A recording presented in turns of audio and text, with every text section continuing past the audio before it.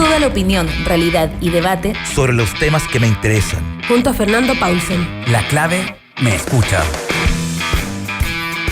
¿Cómo están? Bienvenidos a Combinación Clave, este último día hábil de la semana, y estamos ya con nuestro primer entrevistado. Él es el rector de la Pontificia Universidad Católica, Ignacio Sánchez. Rector, ¿cómo está usted? Buen día, Fernando. Mucho gusto de conversar con usted. Muy bien. Pues hace tiempo que no hablábamos, y desde la última vez que hablamos creo que ni siquiera había pandemia. No, sí, hablamos una vez durante la pandemia, pero muy iniciada, así que... así que tenemos una larga evolución. Posibilidad de evaluar esto. Y en particular, rector, ¿cómo se está desarrollando la actividad universitaria? ¿Cómo la ve usted? Bueno, Fernando, efectivamente, desde que iniciamos el tema de la pandemia y los primeros casos a principios de marzo, la actividad universitaria en nuestra universidad pasó a ser toda remota el día 14 de marzo, así que ya luego vamos a cumplir casi 6 meses. Completamos el primer semestre, que terminó a fines de julio, y el segundo semestre comenzó el lunes 10 de agosto, así que ya estamos en el segundo semestre. Han significado, Fernando, un gran esfuerzo de estudiantes, profesores, profesionales, administrativos. Yo creo que toda la universidad, la comunidad universitaria ha entregado lo mejor de sí, de una manera muy cansadora, agotadora, porque usted tiene la experiencia que todos tenemos de el trabajo a distancia, las reuniones por las plataformas virtuales, que son muy agotadoras, y nosotros tenemos una comunidad universitaria de más de 32.000 estudiantes, con profesores, con administrativos, profesionales. Son 40.000 personas que han estado todos los días poniendo todo lo mejor de cada uno. Tenemos, imagínense ustedes, 2.600, 2.800 reuniones por las plataformas Canva, Zoom al día, en donde participan 75.000 personas, porque un estudiante recibe 3 clases diarias aproximadamente, ayudantías, conferencias, etcétera. Entonces, levantar todo este trabajo, que lo conozco directamente, por eso me refiero a lo que pasa en nuestra universidad, pero todo el sistema universitario está en situación similar. Algunas universidades están terminando el primer semestre, otras ya estamos en el segundo, cada una poniendo lo mejor de sí. Creo que si usted me hubiera preguntado esto a fines de febrero, difícilmente uno se hubiera podido imaginar que hubiéramos podido hacer este levantamiento de actividad universitaria de manera tan completa y tan colaborativa. Yo destaco las palabras colaboración, empatía, ponerse en el lugar del otro, ser flexible, comprender, porque eso es lo que nos toca a todos en momentos complejos. Por último, decirle que mucha de esta actividad hay que estar muy preocupados de que nadie se quede atrás. La relación que hay entre educación a distancia, brechas socioeconómicas, posibilidades de los estudiantes de tener dispositivos electrónicos, tener conexión a internet, etcétera, es muy alta. Entonces, todas las universidades hemos estado muy preocupados de los estudiantes que tienen dificultades de conexión, que tienen brechas de este tipo, para poder ir en su apoyo y así evitar que las brechas se profundicen, que es quizás uno de los grandes desafíos que tenemos nosotros como educadores. Sí, hay una gran diferencia, rector, entre la educación universitaria de esta forma y la educación escolar de esta forma. Hay 2 razones, 2 variables, algunas que son, llamémoslo así, cualitativas, y otras que son estadísticas, digamos. La estadística es que la cantidad de colegios que tienen la posibilidad de disponer de sistemas tecnológicos apropiados para poder generar educación a distancia, bueno, todavía en Chile hay un porcentaje muy alto que no tiene conexión, pueblos enteros, ciudades enteras, y por lo tanto hay que hacer un trabajo distinto. Pero hay una segunda variable que es más cualitativa, que yo diría... la aprehensión que tienen algunos padres, por ejemplo, de enviar a los niños al colegio, genera una determinada situación, mientras que la disponibilidad de los adultos más jóvenes que van a la universidad en primer lugar, en gran medida deciden ellos, no deciden sus padres. Y por lo tanto, la situación universitaria es mucho más, si se quiere, más posible de realizarse en las circunstancias que estamos que la apertura de los años del año escolar. De todas maneras, estoy 100% de acuerdo con su comentario. En estos últimos días usted es testigo de que han aparecido algunos informes de Banco Mundial y de organismos internacionales, UNESCO, que hablan de las brechas universitarias y también de las brechas escolares. Y no cabe duda que en el caso de la educación escolar, primaria y secundaria, estas brechas son mucho mayores, por una razón muy sencilla, y es la que usted describe. Primero, el estudiante universitario es mucho más autónomo. Después, los estudiantes más pequeños dependen mucho del apoyo directo de su familia, de sus padres, de sus madres, que están preocupados de conseguir un ingreso, que están preocupados de cuidar a un adulto mayor, de las tareas de la casa, etcétera. Y entonces se van produciendo estas diferencias, y esto sumado a la disponibilidad de tecnología que en la población escolar es mucho menor. Ahora, en ese sentido, yo creo que a través a lo mejor de esta conversación podemos ayudar en eso. Urge, me parece a mí, Fernando, yo lo he dicho en varias ocasiones, establecer una mesa de trabajo a nivel del Ministerio de Educación, porque el Colegio de Profesores, la Asociación de Apoderados, los estudiantes secundarios, los profesores mismos de aula, el Ministerio, el Colegio Médico, todos tienen algo que decir con respecto a esto. Las encuestas muestran que mayoritariamente los padres les da mucho susto enviar a los niños al colegio, eso lo conocemos. Ahora, Sí. la experiencia que yo tengo en la mesa social es que cuando uno lee una entrevista es tan distinto que cuando uno se sienta en una mesa con la misma persona que dio esa opinión y logra entender cuáles son las razones de esa opinión. O sea, el Ministerio es importante que conozca cuáles son los temores, las dificultades de los padres. Es necesario que conozcan estos informes que hablan de la importancia de la integración escolar. A lo mejor se entiende que no es tanto que vayan a aprender un contenido, sino que a socializar, y que se puede hacer por turnos y por grupos pequeños, y que los niños chicos pueden tener algunas claves para el proceso de lectura y de escritura que están clave al inicio de su edad escolar. ¿Qué pasa con las transiciones de séptimo, octavo a primero medio? Algunos contenidos o competencias importantes de obtener. Y lo mismo el grupo de tercero, cuarto medio que está terminando su vida escolar. Hay formas, hay fórmulas que se han hecho en el extranjero, un tercio de los estudiantes una semana, el otro tercio la semana siguiente. Bueno, el distanciamiento físico. Mire, yo siento que nos estamos jugando una cosa muy importante. ¿Qué pasa con el término del año de aquí desde septiembre a enero, digamos? Pero también como nosotros trabajemos, Fernando, de aquí a enero, es la forma que vamos a enfrentar el próximo año, marzo del 2021. En marzo del 2021, lo más probable es que no contemos con una vacuna disponible de manera amplia. A lo mejor estamos finalizando pruebas y a lo mejor hacia fines del primer semestre podemos contar con una vacuna. Pero ¿cómo enfrentamos el primer semestre del próximo año si no tenemos este proceso de reflexión profunda, dialogante, multilateral, como digo, con todos estos grupos de interés, actores principales de este retorno? Yo siento que hay que trabajar en eso. Ojalá que se tome el guante y se establezca una mesa de trabajo de este tipo. ¿Y por qué razón no se ha hecho? Yo me imagino que se ha hecho la recomendación, usted probablemente también lo ha planteado. ¿Cuál es la razón para que no se forme o algo que parece tan sensato?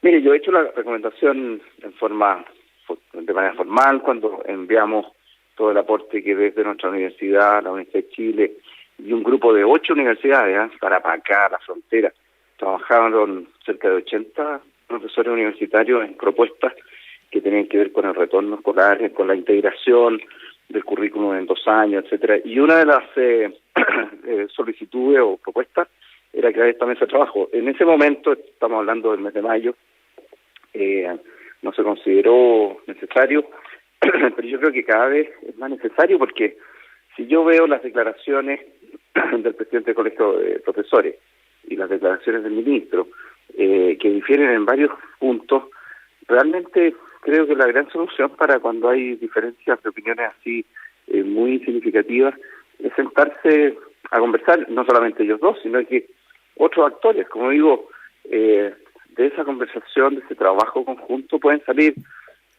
pautas, esquemas, líneas de trabajo para los próximos meses. Estamos conversando con el rector de la Universidad Católica, Ignacio Sánchez. El rector, usted mencionó las vacunas y que creía que no iban a ser tan rápidas. De hecho, la Pontificia Universidad Católica firmó una alianza con una farmacéutica china para Sinovac, para justamente conseguir una serie de voluntarios y hacer el seguimiento. ¿Cómo va ese proceso, rector?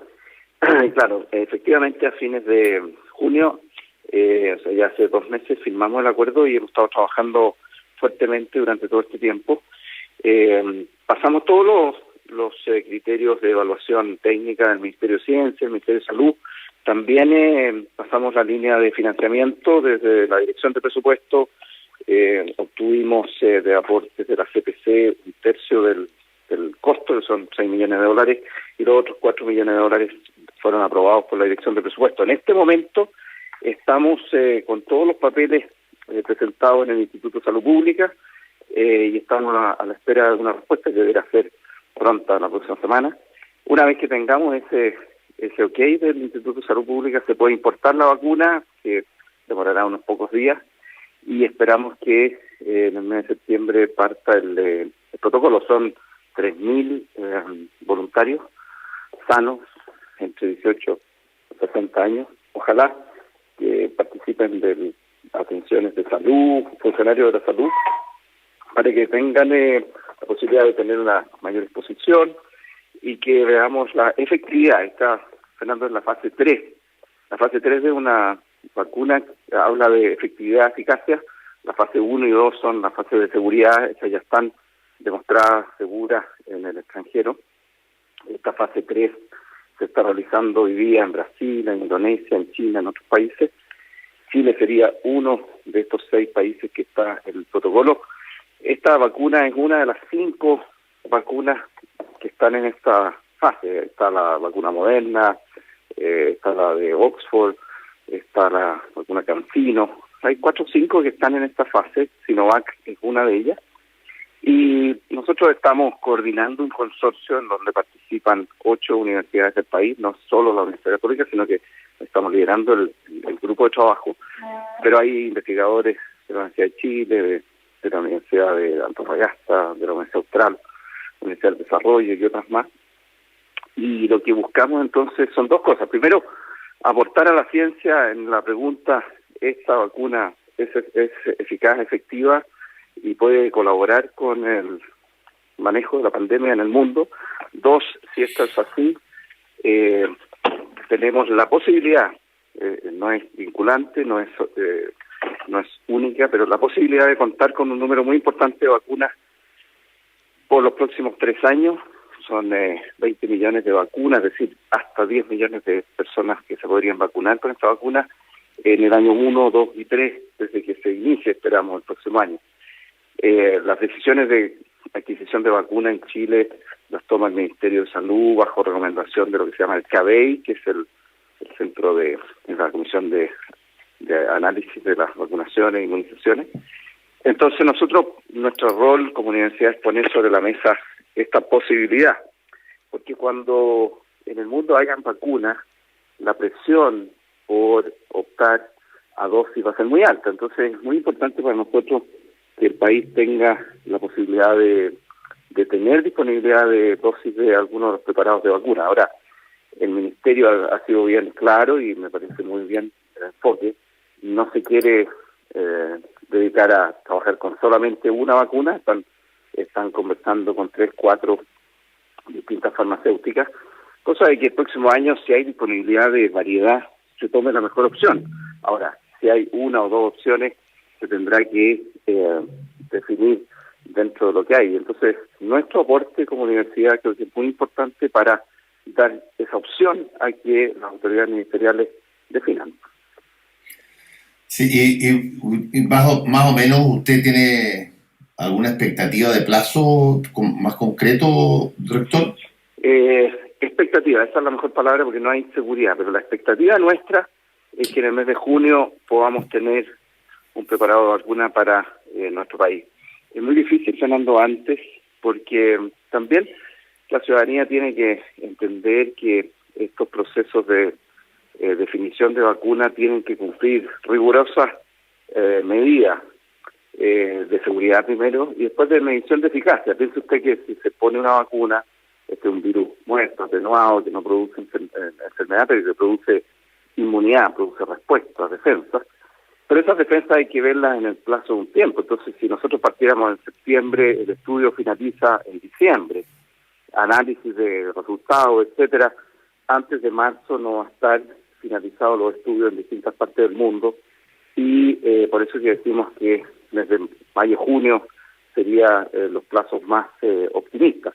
Pero nadie puede asegurar el plazo, ni con esta vacuna ni con otras, sino que tenemos las expectativas y tenemos que tener la esperanza. Ahora, en esta condición que yo le digo, retomamos la conversación del tema del colegio, de los colegios, con mayor razón, nosotros tenemos que pensar en una planificación del semestre 1 del próximo año, que se va a vivir, esperamos, con una situación de pandemia más controlada que la actual, pero se va a vivir con todas las medidas de distanciamiento físico, seguridad, protección, mascarillas, alcohol gel, etcétera, porque los rebrotes que estamos viendo en el hemisferio norte nos dicen que este virus puede disminuir durante periodos de aislamiento, de verano, en alguna época del año, pero que la probabilidad de volver a presentarse, si es que no se toman las medidas preventivas, es muy alta. Vea usted lo que pasa en España, lo que ha pasado en algunos colegios o universidades norteamericanas, que ellos tienen DOMS, o sea, viven adentro, pero después de un par de semanas el número de casos se disparó a tal nivel que han tenido que volver a suspender las actividades presenciales. Entonces, nosotros estamos viendo una especie de película de futuro de lo que pasa en el hemisferio norte y eso tenemos que aprender de eso para prevenir que no nos pase eso a nosotros en un eventual rebrote. Estamos conversando con el rector de la Pontificia Universidad Católica, Ignacio Sánchez. Rector, en otro tema, se supone a comienzos de enero viene la nueva prueba de transición, que así se llama ahora, que reemplaza, se supone, a la PSU en la admisión a las universidades. Y ahí también hay una serie de materias que tomar en consideración, desde cómo realizarla, qué pasa si es que todavía tenemos alto número de contagiados a nivel de adolescentes que van a postular a la prueba saliendo del colegio. ¿Cómo ve usted ese proceso y particularmente cómo ve este nuevo instrumento asociado a las condiciones actuales? Bueno, el primer término de instrumento es la prueba de transición de 2 años. Hay una disminución del número de preguntas, de contenido, fundamentalmente las pruebas de lenguaje y matemáticas. La prueba de ciencia y de historia no se modifica por ahora. Se están realizando preguntas que tienen que ver más con habilidades, competencias, más que con contenido. Y como su nombre lo dice, es una prueba de transición que busca tener una prueba más adecuada, que disminuya las brechas socioeconómicas, de género, de aquí a un par de años. Así que me parece que ese es un esfuerzo importante. Se ha tomado en consideración una gran número de evaluaciones y de opiniones de expertos, y también el tema de cómo la prueba de selección universitaria profundizó brechas y otros problemas que presentamos. Ahora, la fecha está fijada para el 4 y 5 de enero, es decir, se corrió lo más posible para que los estudiantes tuvieran en este tiempo tan complejo mayor tiempo de preparación. Y en ese momento vamos a ver cómo está la situación de pandemia, pero obviamente que hay que tomar todas las medidas de seguridad, de protección, de espacios abiertos, evitar las salas muy cerradas, tendremos que usar gimnasios, lugares más amplios, incluso acomodar ciertos ambientes dentro de las escuelas que puedan tener mucha mayor ventilación, etcétera. Toda la parte logística de la seguridad de nuestros estudiantes va a tener que irse viendo ahí. Creo que, por ejemplo, el tema del plebiscito va a ser importante como para aprender 2 meses después de cómo implementar una prueba así. Son cerca de 280.000 estudiantes a lo largo de Chile que dan la prueba en más de 4.000 establecimientos.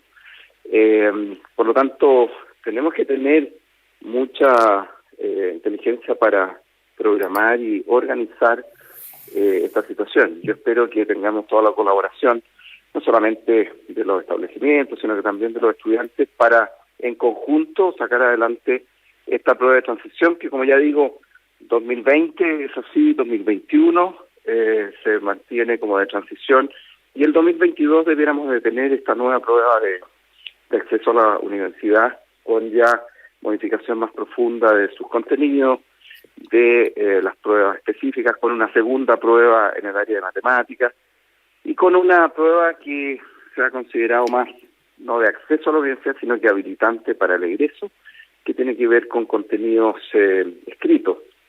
Sí. Uno de los aspectos complejos de la educación escolar nuestra es que vamos perdiendo habilidades de redacción, habilidades de escritura, y entonces se ha considerado implementar de aquí a un par de años una prueba de escritura que tenga rúbrica, que tenga posibilidad de ser evaluada y que no influya en la entrada, pero sí en el egreso.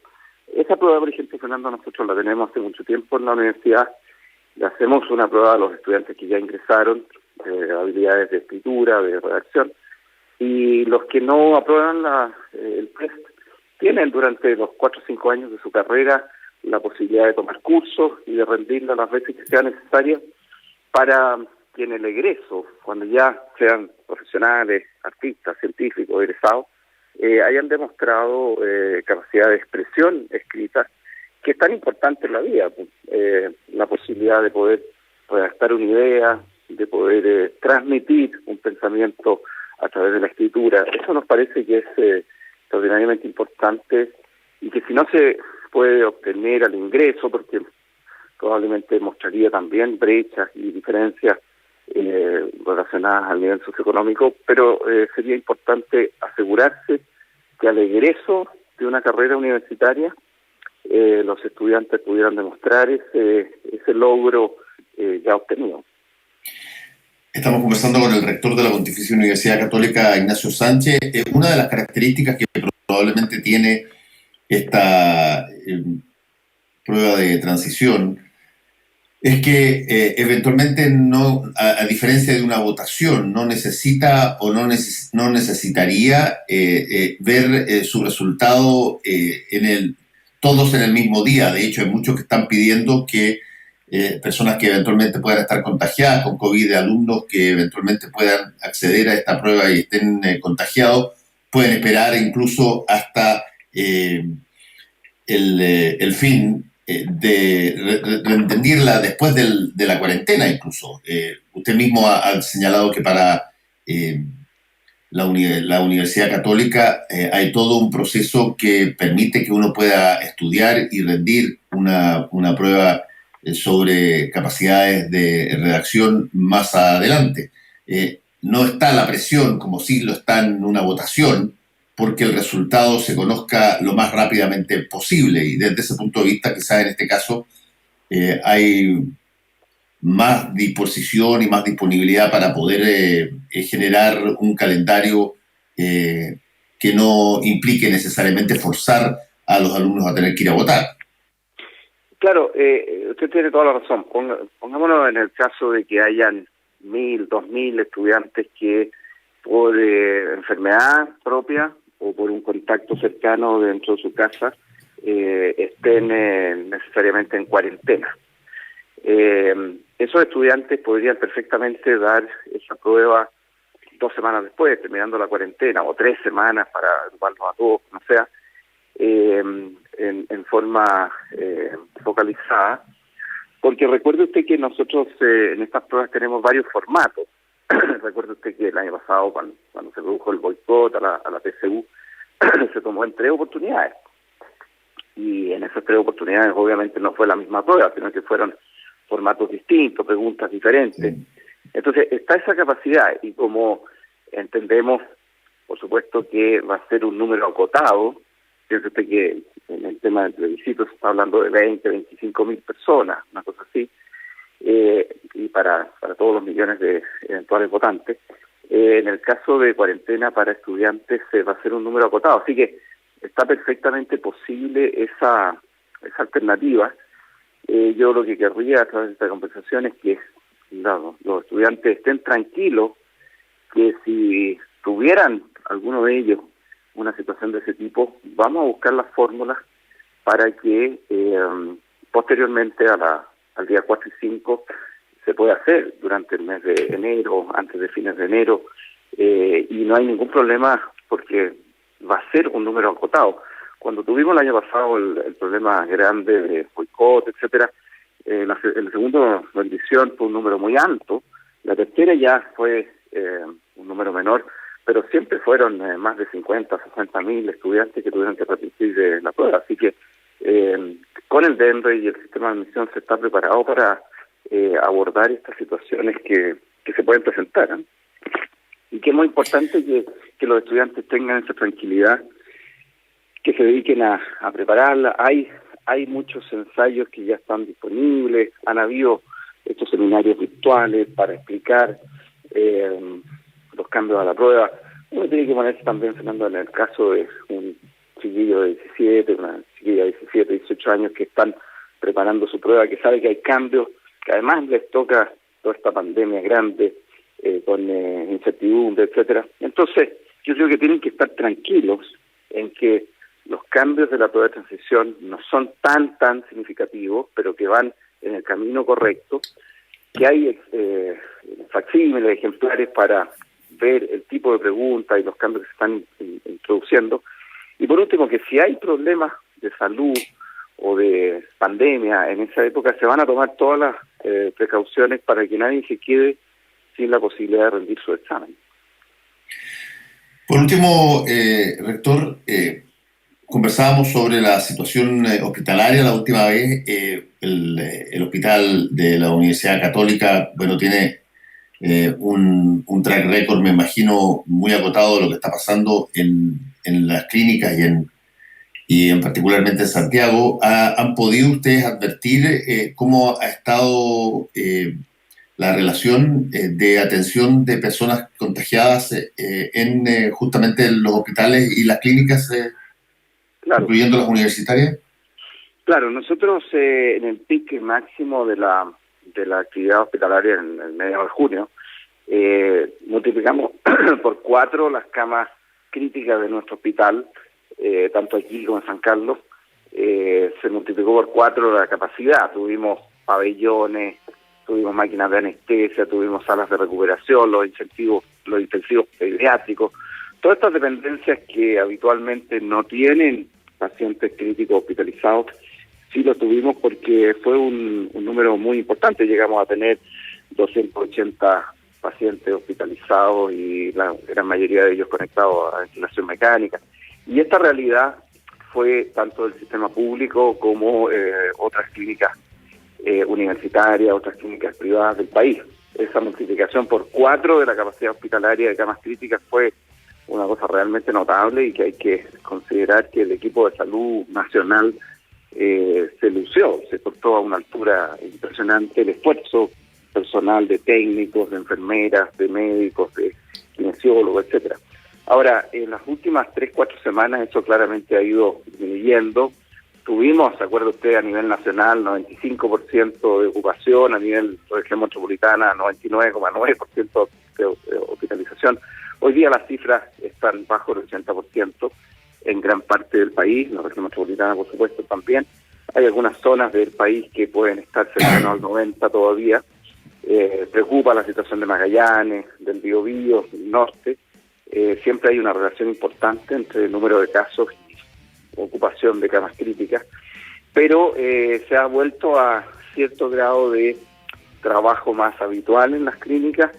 El llamado que ha hecho el Ministerio me parece muy importante de control de los pacientes. Piense usted, Fernando, que hay pacientes con problemas cardíacos, problemas de hipertensión, diabetes, pacientes que el diagnóstico de un cáncer se ha retrasado por todo la pandemia. Todas esas situaciones que significan listas de espera o que significan rezagos en la atención médica se ha ido retomando, y es muy importante hacerlo porque, por supuesto, que la pandemia significa una morbimortalidad, pero también significa que al desplazar la medicina preventiva, el control de los pacientes en sus enfermedades crónicas, puede también significar serio detrimento de la salud por ese motivo, ¿no? Entonces, hoy día el llamado es a retomar el control, particularmente de enfermedades crónicas, para tener un diagnóstico precoz, un tratamiento apropiado.